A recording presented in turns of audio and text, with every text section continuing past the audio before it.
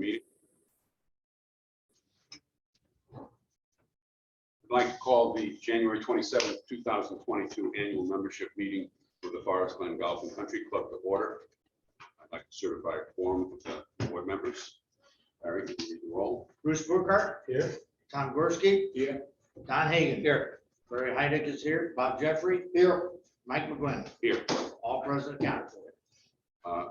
Skip, we need to find out if we have a quorum of the membership. Yes, we have a quorum of, you have to have at least 20% quorum in order to vote for the election of directors. We had over 160, so that was our minimum. So we're way ahead of the quorum. Thank you. Before we go any further, I'd like to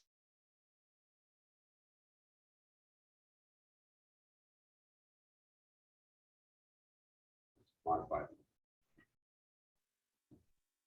the agenda. Thank you. Roll over first. You want me to start now? Yeah. Okay. All right, so everybody here that's present, we have a package for you. You can walk through. Anybody that's watching, it will be on the website. So hopefully you do a good job. I've never been filmed before, so this is going to be a horror show. I'm nervous. I've got to talk in front of people. But the agenda for the treasurer's report, we're going to go over the year in review. So we'll talk about what happened in 2021. Talk some key performance indicators, which is really what the finance with the controller's office supplies the board with for a one-sheet page look at what's important as far as where we're going. Talk about the balance sheet. Talk about source of funds and head count, where we are with our head count. We'll go through a little bit of a dues breakdown over the last 4 years. Show you what a great job Forest Glen has done controlling our dues and controlling cost. And then a summary with questions. So to get started, the year in review, I'd have to say we started pretty rocky. We thank God for the vaccine, because our first 2 months, we didn't do too well when it came to financial. We were all wondering when the escape hatch, we have to hit the escape hatch. We're actually behind by a couple $100,000 budget. That started to turn around after the vaccine. People started to come back to eat. People started to come back to play golf. Everything changed in here. So what you'll see is the results that were a reaction to the people getting vaccinated. People feel comfortable about coming out and being able to go and enjoy themselves here. So that in March, we had the audit from RSM. We completed the audit from RSM.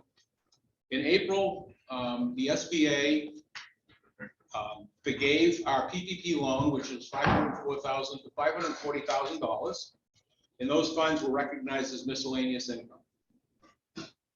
In April, the year-end audit was presented with no adjustments by the audit partner. In May, the PPP funds were restricted by the board, so they've been set aside by the board for future use with the approval of board members prior to disbursement. So $540,000 is added to our balance sheet, and didn't cost us anything except Chris Brunke's excellent work to make it happen. He's our prior controller. Chris has moved on and retired. In May, we initiated the budget process. So as you can see, we start the budget process very early here. And we established some guidelines, we established a schedule, and developed a budget assumption. So what do we think is going to happen? We have to assume what's going to happen the following year. And with COVID, it was a little bit of a wild guess as to where we were going. In August, Chris, as I said, the controller, he retired, and we welcomed Joey McGashin on as our new controller. In September, we have our budget workshop. So we start the budget workshop process in September with the finance committee. And I'd like to applaud the finance committee for a great job. Every year, they're out front when it comes to this whole budgeting process. They look at things before the board gets it. They shoot at it.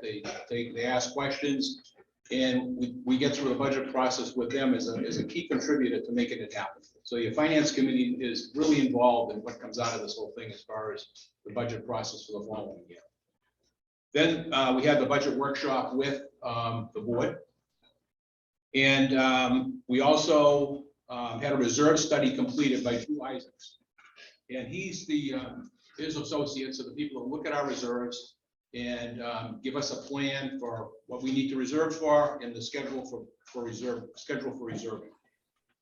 Then we had the budget workshop in November. We had the budget workshop in September for the board, September, October, and the board approved the budget in November. The board we moved the PPP funds out of out of cash operating account and moved it into an investment account. So we have that money invested. The money was sitting there at 0.01%. So we had over $500,000 sitting there at 0.01%. We moved it into the investment accounts, similar to where we have the reserves currently invested today. And they're all invested in FDIC insured banks around the nation. But it gives us an opportunity to take advantage of that versus just getting, like I said, 0.01% for that kind of money. And that'll be all available in time for any kind of golf course renovations or any kind of big things that might be coming down the pike in 2024. Then one other big point, we had two delinquencies going into 2021. We added another one in 2021. The good news is 2 of those delinquencies are coming off the books. One has already come off the books or is about to come off the books. We've billed them. And the next one is going to be auctioned off in February. So we'll have 2 of those delinquencies off the books. So we'll only be paying for one more going forward. And hopefully we can get rid of that as soon as possible. The results. So at the end of the year, we finished with a positive balance of $210,000, along with the $540,000 from the PPP funds, which were again added to our balance sheet and cash that came in-house. So a great year, best year I've seen since I've been here, between the finance committee and the board. But there are a lot of reasons for that. So we'll talk about those as we get through this, as to why we finished so positive, because there are pluses and minuses to the whole thing. As I said, we started off very much in the hole and we were able to dig our way out of it because people started to feel comfortable because of the vaccine. And we were able to come back in and enjoy enjoy what Forest Glen had to offer as far as the dining, the golf, and everything else that went on. So in the next slide we're going to go to is talk about our key performance indicators. This is the score sheet that's provided to the board every month. And it's a little more detailed because we talk about current month, we'll talk year to date, we'll compare ourselves to a budget and then actuals for last year. One of the things that jump off this page as you look at it is the number of rounds of golf that were played last year. Almost 54,000 rounds. I can't see too long. 54,000 rounds. That's the first time we broke the 50,000 mark. And a lot of that is driven by the fact that we now have over 200 private cards in the fleet. It's private cards, that's not the fleet cards. Private cards out there. At the end of the year, we finished with 197 private cards. So a lot more rounds are being played because people are taking advantage of it. They own a card, they can go out and play after they paid their the card fee. We had a good year as far as house sales. We sold 69 homes. We were 24 over budget. That accounted for over $77,000 of this $200,000 that we amassed. Then we had other things happen during the year. Pine straw couldn't be delivered because we couldn't get it from the vendor. Supply chain issues, some issues up in Georgia about getting the stuff. So we saved $37,000 from the budget by not being able to get pine straw. As I said, we had a lot more carts. We came into the year with about 140 carts. We ended the year with almost 200 carts. That's 6 times, that's 60 times 2,000. That runs into a lot of cart bond money. So we were up positive on the cart bond area by $56,000. Because of the vaccine, more people wanted to come here and play. Our guest fees were up over budget by $26,000. And our payroll, because we went from a head count of 83 at the beginning of 2020, went to 74 at the end of 2020 to the end of 2021, we had 74 people. So we lost 9 people in our head count. We saved $74,500 in payroll. So we didn't have to pay that out. And the reason it doesn't match, if you look at 9 people, you say, well, how could you have 9 people out there and account for $74,000? Well, we paid a lot of overtime because we didn't have the help. So we had to accommodate the fact that we couldn't hire people by paying the current people overtime. So there's a plus and minus to both sides of it. We're still trying to hire people. You can't get people. It's like the rest of the world. If you're out there right around Naples, you know what the story is. We're very fortunate that we have the H-2B people out here. We have 13 of them. And if we didn't have them, I like to say that we'd be serving our own meals or getting our own meals. It's really where it's going to go. They're wonderful. So it's been a great addition to Forest Glen. And it's a reason we can get along and go along the way we can today. Like I said, the overtime that we're having to pay the people just because of the lack of headcount is fairly substantial, but they like it and it's good for everybody. Until we can restaff to where and I don't know, we ever will be able to get back up there. So that's Tim's problem, right, Tim? They're all my problems. One other thing in that kind of impacted us, and it's a negative, is the cost of sales. When we look at our cost of sales for food, we set a budget of about 44.5%. That's been the budget for the last 5 or 6 years. And as you all know, when you go to the grocery store, it costs more money today. Well, we're seeing it here. So right now, we finished the year at about 48%. Next year, the budget's going to be 47%.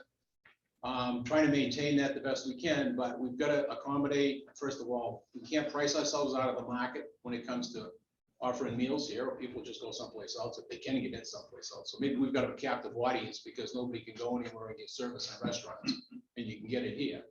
But again, not to overprice the goods. So we overprice, and it's really a factor that we use to price the meals here at Forest Glen is what is the cost of goods? What goes into the meal? And it's the raw goods that go into the meal. It's not the labor, it's the raw goods.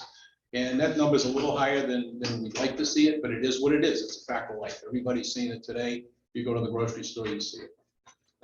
So that's the facts as far as what's going on. Right now, as I said, we started 2020 with 135 carts in the private carts. We finished the year with 197 private carts. Huge jump, and that means a whole lot when it comes to fixed revenue coming in the door because people pay up front. If they don't play, we still get the money. It's not like the cart fleet where if you don't play, we don't get it. We don't get reimbursed for it. Right now, in 2022, we're at 210 carts. So significantly up there, and that has a lot to do with why we are where we are as far as number of rounds being played on the golf course. Now I'm going to jump to the balance sheet, which is the next sheet, and I like to call this is like a fortress balance sheet. It's rock solid today. If you look at where we are today, we have $6.8 million in cash and reserves. So all available cash that's out there. The equity. Members' equity in Forest Glen is over $10 million, and we have no debt. So the cash position, the balance sheet position of Forest Glen currently is amazing. It's really good. I'd like to call your attention to one item, which is reserves. I know everybody is worried about reserves and what do we have as far as reserves because we're getting ready to reseed the golf course. That's where the money's going to come from. For a lot of the work being done on the golf course. At the beginning of the year, we started, this is 2020, we started with $3.7 million in reserves. We finished the year at $4.3 million in reserves. So we added $535,000 to the reserve bucket.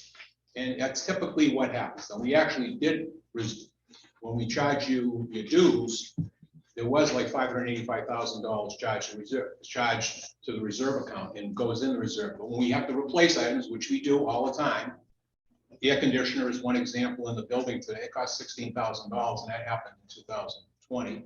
So money comes out of the reserves to pay for that. It doesn't come out of the operational costs that we're running right now because it's an item that was reserved for, and then we can take the money out of that to pay for it. So right now we're at $4.3 million, and that puts us in a very sound position to fund the golf course when it's coming forward in 2024. Next, I just wanted to discuss where does the money come from? So how do we run for it? Where does it come from? 60% of the money comes from the dues that all the members pay, all of us folks pay. The rest of it comes from different sources. It comes from the pro shop, comes from the card barn, and As you can see, a lot of these numbers have jumped. If you look at the thing, you look at where the card bond, that's up considerably because, again, we have more of that revenue. People were playing golf, but we have the private cards, and that's been a major impact on the card bond. Because if you look at it this way, you say, well, okay, my budget is X number of dollars a week to play golf, and I can only play twice a week. If I have a private card, I can play 5 times a week, and it doesn't cost me anymore because I've already paid for it. So it's free, kind of. You paid for it up front. But that's why the number of rounds start to go and the card bond's gone up because people, again, don't back off of playing golf if they own a private card. And if you look at 210 cards where we have today, that's 420 people that have the ability to go out and play for free. And they're not using the cards, but it's revenue that comes in the door. So we start the year with $400,000 in card bond revenue right off the bat. And then we have all the revenue coming in from the outside. We had a good year as far as outside play. That really helped us a whole lot this summer. That's pretty much it. So 60%, 60 cents on the dollar of revenue to run this place comes in, and that includes the reserves and it includes the operational side of your dues. So your dues are broken into 3 buckets.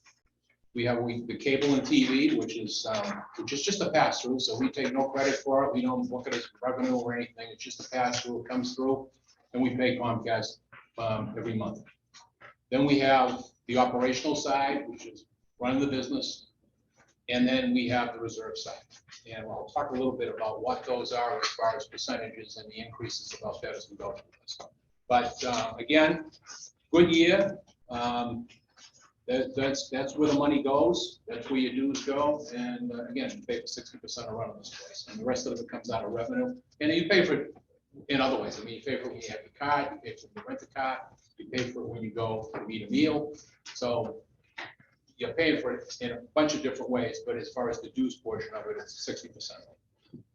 The next slide, or the next page, just shows where and what's happened over the last 4 to 5 years. The one point I would like to make is the operational increase over the last 4 years has been 2.6%. So remarkable. You look at inflation, you look at what's happened over the last 3 or 4 years, what's happened with COVID. We're able to dodge the COVID bullet financially, not dodge it period, but dodge it financially. We had a really good year, and we've been able to keep costs under control. Our management team has done a wonderful job keeping costs under control.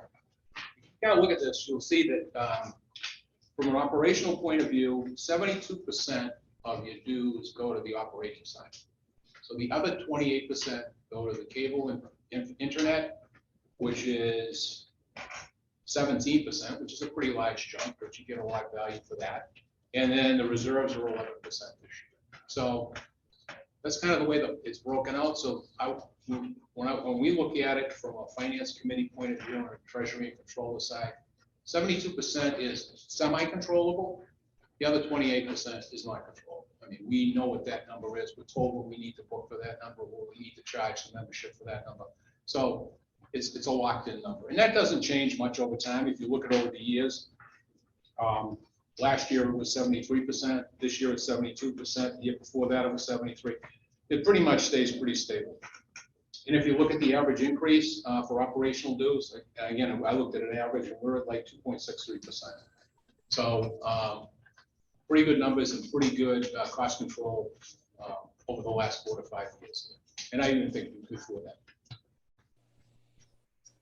Given inflation, we just hope we can keep it that way. So in summary, like I said, we got off to a real slow start. Private cards have made a huge difference in where we've been. That profit, we ended up $210,000. With that $210,000, we also funded. So we actually were better off than that. We actually ended up at about 280. We actually funded the whole legal battle we had over the whole 16, which was $50,000, and we've invested so far in that. We're able to fund that through that.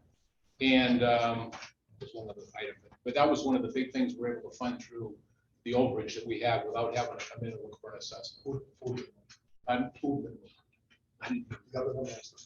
Oh, the food minimum, yeah, the food minimum, we, thanks, Bob. Last year, because of COVID, the board made a decision to do away with the food minimum in 2021. Well, that was already set in the budget, but Tim said, well, we can make it happen, we'll do it. So that was something we as as far as Glen, ate that food minimum. And we had to accommodate that in other ways to reduce the budget so we wouldn't be overrun. And we were able to do that through the final results. So the 280, we had two things that were over, and those were the big two items that were over. But again, good cost management, we were able to fund those things and pay for those things going forward. The other thing, Chris retired, and Chris was great, and he did a great job. And Chris was one of the major factors. We got that $540,000 from the SBA on the PPP loan. So he did a wonderful job working with the bank, making it all happen. And Joey's on board. We had, like I said, 69 home sales, and 60 last year and 63 the year before. So we turned our homes over pretty quickly. It slowed down a bit. We have 4 for this month, and I don't think we have anything in the pipeline for February. So hopefully we can still hit our 45, which is the plan for 2022. We have a great sound, as I talked about, great sound cash position here. And no debt. We continue to have no debt, which is a great position to be in. We don't have to worry about that. We're not paying interest to anybody. Interest is starting to go up, and everybody knows what's going to happen with that. And again, our dues have been kept under 3% from an operational point of view, pretty much at 3% overall. So we have a great management team and a sound team that's done a wonderful job helping manage us through COVID, help us manage it through all these cost situations that have come up, and I'd like to thank you for it. That's the end of what I have to say as far as the treasurer's report is concerned. Does anybody have any questions? Tom? Yes. Would you just briefly explain to the crowd with Florida law what our collectability is once something comes out of what we report as a delinquent account to a no longer delinquent? Well, we can collect 1 year. We can go back and collect 1 year. So we can go back and collect the dues for 1 year. We've already billed, I think, one of the bank, because the bank took it over at the auction. So we billed the bank for 1 year's worth of dues. And we have to send the documentation, appropriate documentation to the bank. We've already billed the bank, and then the bank is responsible for dues going forward until they do sell it at auction, after the first auction where they took it over. So it's 1 year. So we get back approximately $1,600 times 4, which is like $6,400 that we'll be able to collect on those two properties in 2022 this year. That answer? Okay. Anything else? All right, thank you so much. Thank you, Tom.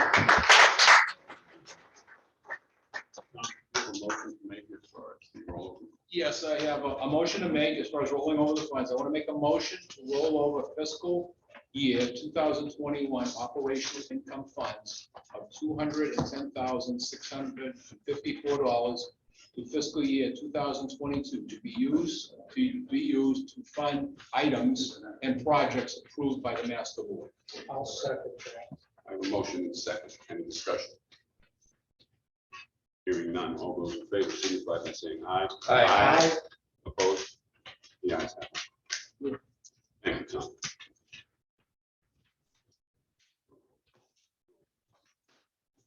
It's my turn to speak.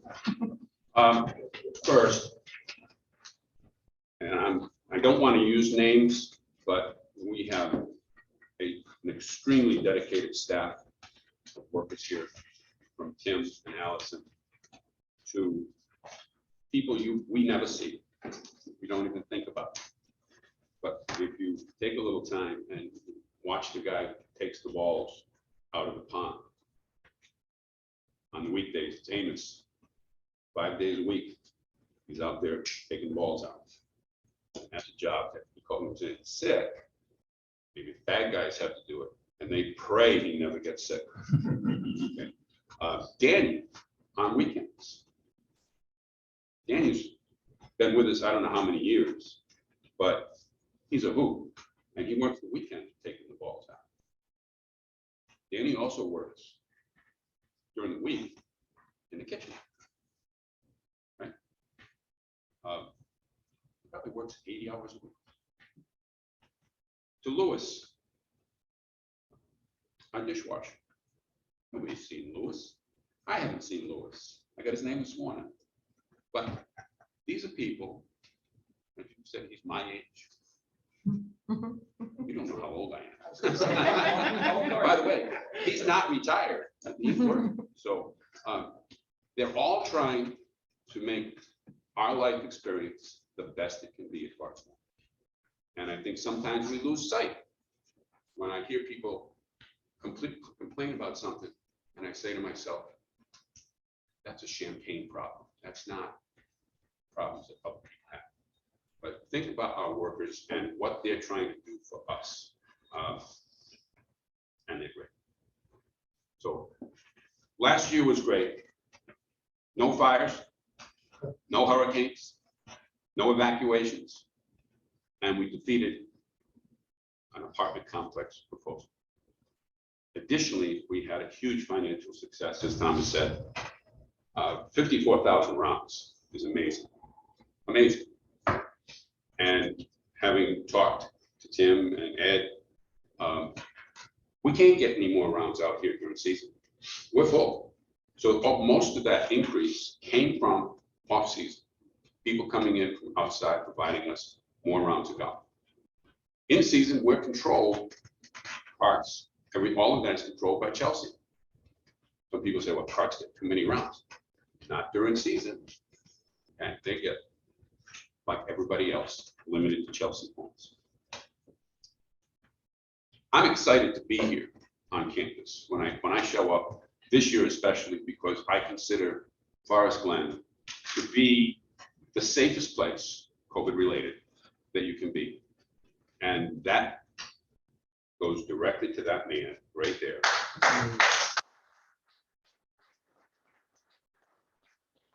And our membership has worked with him and reported to him to try to keep us all safe. Okay, that's why we're having this meeting here too. Okay. I'd like to give a shout out to all the members of all the 9 committees that we have that work to assist this board to work for you. And they've done a marvelous job. And I would, if you have time and you have a desire to do something a little different, I would suggest you could volunteer for one of these committees. But they do a wonderful job and they enough said. One of the things that I wanted to talk about was issues at Forest Glen. And the biggest issue right now that we have is I'll call the golf course renovations. Okay. And the board sent a letter out a couple of weeks ago trying to explain the process. And I think, it's hard to stop rumors. And what we've committed to as a board is we've committed that we will try to get everything out in front. Everything's transparent. There's no secrets here. We can't do things without you anyway. So we try to give you as much information as possible. And we felt with this renovation, and Tim brought this to us actually 2 years ago, and we have put a plan together and how the process will go. And it's online. Everything is sitting out there. We have a, let me see, 91-page report online, if you'd like to read it. And I actually know people who have.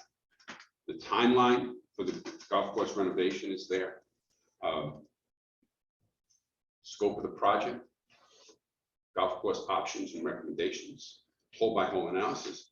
And all of that information, we formed a committee with those for people to sit, collect that information, sit down, listen to architects, question the architects, people who are not necessarily involved with golf courses, but people who have questions and they get answers. And their role after they get that information, they're bringing it out to you, the LGA, GGG, MGA, finance, with different representatives are going to give you information. And we are going to provide everything on the internet.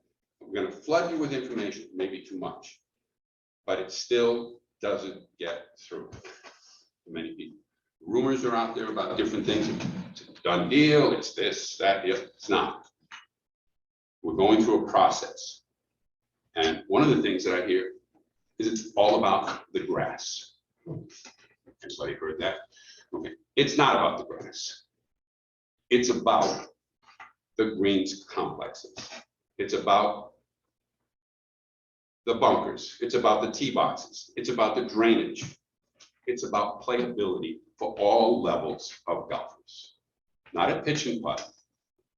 We're trying to accommodate and trying to do things. We only get this opportunity once every 12 to 15 years, which, by the way, at the rate of our turnover, is somewhere between 75% and 100% of our houses turnover, statistically. So we're talking to brand new people a lot in those 12 to 15 years. So please, we feel that we owe it to you to investigate and share information. Please go with an open mind. If you have a question, ask Tim, ask us, but be careful of information that's not validated, okay? That's all I would like to say to that. That being said, I would like to thank these gentlemen here, okay, for the work that they've done. And I would call it a thankless job, but we've worked well together, I think. We're all still standing. We don't always agree, but we have good discussions, and it's all in your interest. That being said, we're going to lose two cogs in this process. Bruce left. This is Bruce's second time around on the board. He was one of the original board members when the club was turned over to the membership. He brings a wealth of experience from those days, as well as he's a former banker. And Bruce's favorite season, other than fall from Notre Dame football, is the May budget season when it starts. He wants to get into the numbers, which we have some experience with him, and he's very good at what he did. And we thank him for his service. Thank you, Bruce.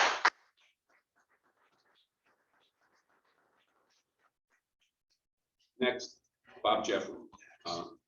If the board were a basketball team, Bob would be the sixth man. Okay. He's filled vacancies on the board twice. His experience as a lawyer came in very handy in wording the documents for dealing with invasive developers and providing legal spin in any discussion that we had. He will truly be missed, and we thank him.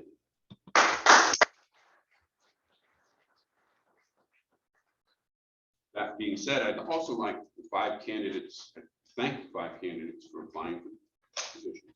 Obviously, you can only get 3, but you were all highly qualified, and we appreciate you stepping up. Okay. At this time, we'll move to my agenda. Results of the election of the new board members. Skip. Well, it's been an interesting election this year, as all are. We had a total of 411 households vote, which is 51% of the doors. Wow, that's about average. I think last year was a little higher. Thank God for electronic voting. We had of the 411, 355 or 86% voted electronically, and 50 or 14% were still using the paper ballot. Okay, let's get on to the results. I'm going to start with the person who has the most votes and work our way down. Paul Bucher had 318 votes. David Doyle had 275. Mark Russell had 219. David Lindstrom had 206. And Ira Sekuler had a total of 118. Thank you very much, Skip. Okay. Are there any questions? Entertain a motion to adjourn. So moved. I'll second it. Motion and seconds. Any discussion? Hearing none. All those in favor signify by saying aye. Aye. Opposed? The ayes have it. Okay. Meeting's over. Thank you. Congratulations. I miss you.